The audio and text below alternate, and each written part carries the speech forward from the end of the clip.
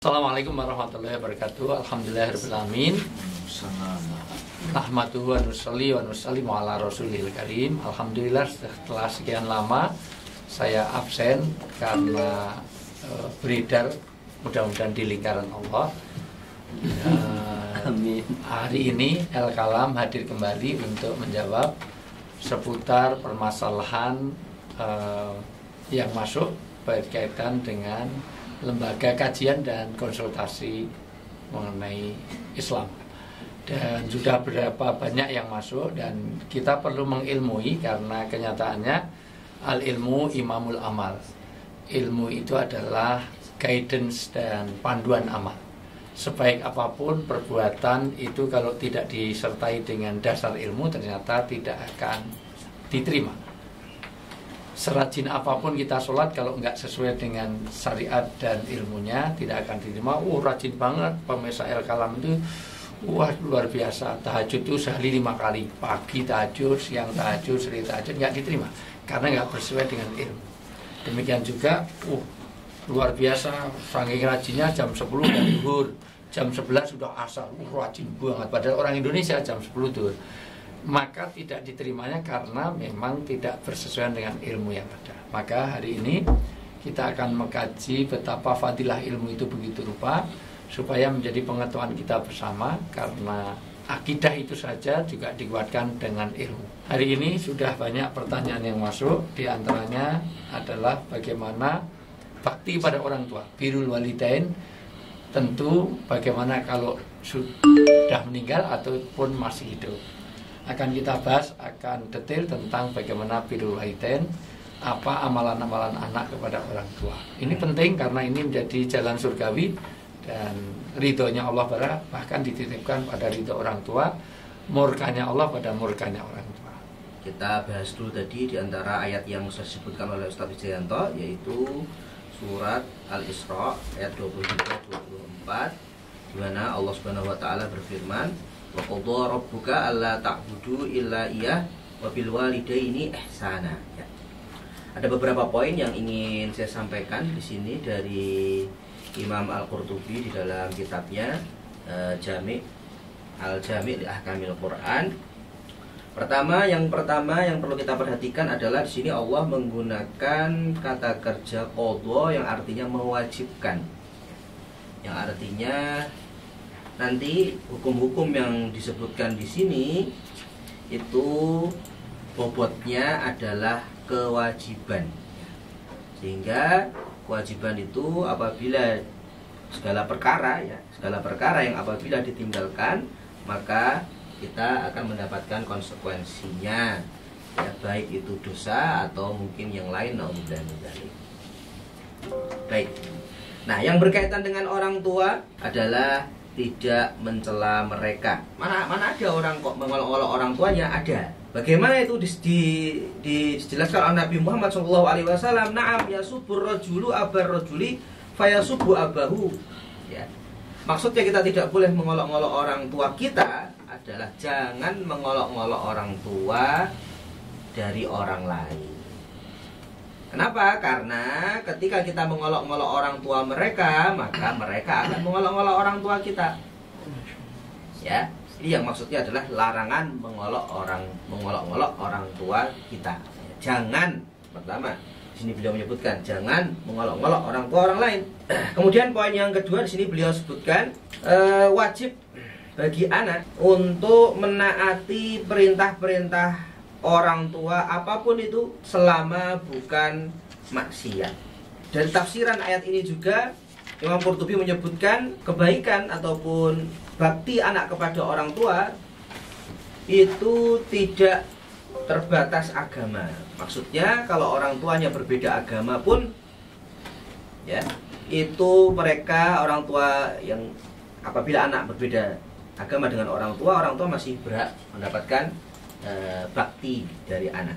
Bakti anak pada orang tua adalah meminta izin bahkan untuk sesuatu yang sangat, ya, yaitu ketika berangkat berjihad fisabilillah maka wajib mengantongi izin orang tua. Ya, ini bisa kita kiaskan dengan hal-hal lain aktivitas kita yang lain, ya, itu kita pamit izin dengan orang tua kita, ya.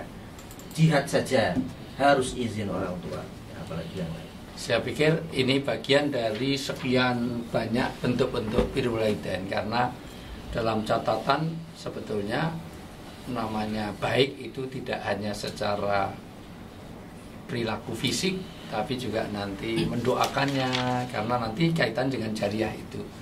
Bahkan ada sumber lain termasuk mensejahterakan dari segi to'am, bagaimana memberi nafkahnya sampai kepada malbas, kepada pakaiannya, dan juga kepada maskan, memberikan tempat yang layak, dan juga himayah, artinya perlindungan, melindungi orang tua. Dan ini tadi sudah disampaikan, paling tidak ternyata sesuatu kewajiban saja, yang kewajibannya kepada Allah. Ada orang mau berhaji, ada orang mau umroh, ada orang mau jihad, perlu ridho dari orang tua. Begitu dari Al-Qurtubi tadi. Tentu tafsir dari bukan sekedar tapi termasuk di sini ya prek atau apa misalnya hus atau kasihan deh lu, itu dulu ada sama orang tua kok dikasihan deh lu, itu bagian dari kita tidak sopannya kepada orang tua. Banyak ayat yang memerintahkan kita untuk birrul walidain. Misalnya dalam surat Al-Ahqaf ayat 15, surat Al-An'am ayat 151, surat An-Nisa ayat 36, yang redaksinya itu memakai isim masdar ihsanan, bahwa isim masdar itu kan bisa beramal seperti fi'ilnya, artinya bisa perintah. Dan ini menunjukkan betapa tidak terikat waktu dan betapa pentingnya, betapa besarnya perintah tapi diungkapkan dalam bentuk isim masdar. Saya menemukan dalam kitab Al-Khutab Al-Jami'ah Al-Mawaid fin Nafi'ah karya Syekh Said Shodiq Abdul Fattah, ada beberapa kesimpulan yang beliau tulis dalam kitab ini di halaman 74. Cara untuk ihsan atau birrul walidain, yang pertama adalah ihtiramuhuma. Ihtiram itu menghormati kedua orang tua. Kemudian wa ikramuhuma, ikram itu memuliakan. Kemudian wa tawadhu'u lahuma, tawadhu itu kalau dalam bahasa Jawa andap asor, ya, andap asor, merendah di hadapan orang tua, gitu. Kemudian wa ta'addubu ma'ahuma, selalu beradab. Kemudian wal utfu alaihima, itu lembut, selalu lembut dengan orang tua. Kemudian wal infaku alal muhtaji minhuma, menjauhi apa yang bisa menyakiti orang tua. Min qaulin au fi'lin, baik itu ucapan atau perbuatan. Au malalin, malal itu jemu di hadapan orang tua, itu bisa menyakiti orang tua. Itu ini harus dicegah. Au dojarin, atau bosan dengan orang tua, ini juga larangan, ya. Wa khususon hina syaikhukhah, dan dikhususkan ketika orang tua sudah mulai menua, ya, sudah mulai menua, itu ada larangan, ya, dalam surat Al-Isra ayat 23 sampai 24 itu di situ fala taqul lahuma uffin wala tanharhuma, jangan sampai berkata seperti yang disampaikan Ustaz Wijayan tadi, hus misalnya, atau membentak orang tua, larangan keras dalam Al-Qur'an. Ya, ini ketika orang tua masih dalam keadaan hidup, ya. Kemudian perintahnya juga waqur rabbirhamhuma kama rabbayani shaghira, jangan lupa mendoakan orang tua sekalipun orang tua masih hidup, ya. Rabbirhamhuma kama rabbayani shaghira, ya Allah, sayangi kedua orang tuaku, ya, sebagaimana orang tuaku menyayangiku ketika saya masih dalam keadaan kecil. Orang tua itu bagi teman-teman pemirsa El Kalam tidak bisa menghayati kalau belum punya anak. Bagaimana kita kewajiban pada orang tua, karena orang tua itu mau menggantikan anaknya kalau sakit, tapi tidak sebaliknya. Saya ngalami karena istri saya itu 3 anaknya. Dan ketika 3 anak saya itu sakit 2, untuk ditinggal pergi mamahnya, yang sakit 2. Saya ngalami, ya Allah, yang sakit saya saja biar anak saya sehat. Ternyata orang tua menggantikan anaknya kalau sakit. Tapi jujur, di antara pemirsa El-Kalam tidak ada yang menggantikan orang tuanya. Orang tuanya ada pikun, ya Allah, yang pikun saya saja biar orang tua saya bisa jalan-jalan. Bahkan ada orang tua yang mau mengisep, nyedot, ingus anaknya waktu bayi, waktu dia pilek. Saya melihat sendiri, belum pernah ngalami, tapi saya ngelihat sendiri bagaimana orang tua itu nyedot umbeli anaknya. Tapi jujur, siapa yang ada di pemirsa, ada yang mau nyedot ingus bapaknya? Bapak pilek, tak sedot umbelmu ini, ada yang mau? Nah, maka ini hal yang sangat penting, krusial. Maka kenapa bakti orang tua itu menjadi hal yang sangat penting dalam kehidupan kita? Bahkan walau kana kafiron, walaupun orang tua kita itu orang kafir pun, ternyata kita harus berbuat makruf. Nah, nanti ayat-ayatnya. Saya hanya ingin menambahkan terkait dengan birrul walidain setelah meninggal dunia. Tadi Ustadz Mujiono sudah menjelaskan bahwa dalam surat Al-Isra ayat 23 terkait dengan berbuat baik kepada orang tua, di situ memakai isim masdar. Bil walidaini ihsana, itu menunjukkan bahwa kewajiban kita berbuat baik kepada orang tua itu tidak terikat oleh waktu. Kalau pakai fi'il itu kan ada waktu, kalau ini nggak ada waktu. Dan itu diperkuat dengan sebuah hadis. Ada seorang sahabat datang ke Rasulullah SAW, kemudian berkata, ya Rasulullah, wahai Rasulullah, hal baqiya min birri abawayya syai'un aburruhuma ba'da wafatihima. Apakah setelah kematian kedua orang tua saya itu, saya masih ada kewajiban yang perlu aku lakukan setelah meninggal beliau berdua? Qala, Rasulullah menjawab, na'am, ya, as-sholatu alaihima, yaitu berbuat baik kepada sering mendoakan kebaikan untuk keduanya. Wal istighfaru lahuma, memintakan ampun, istighfar untuk keduanya. Wa infadhu ahdihima min ba'dihima, melaksanakan atau melakukan janji kedua orang tua setelah beliau meninggal dunia. Janji ini maksudnya adalah wasiat orang tua yang harus dilakukan setelah beliau meninggal, itu harus ditunaikan. Wa ikramu shadiqihima, dan kemudian memuliakan dan menghormati teman yang dulu biasa bersilaturahim dengan orang tua. Yaitu sebagaimana peringatan Al-Quran, terutama kitab birrul walidain itu adalah apabila keduanya atau salah satu dari keduanya itu memasuki masa pikun, mohon maaf itu ya.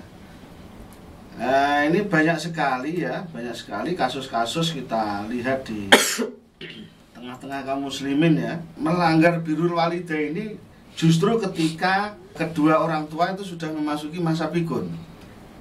Ya, kalau berbakti kepada orang tua ketika masih sehat itu kayaknya mudah ya.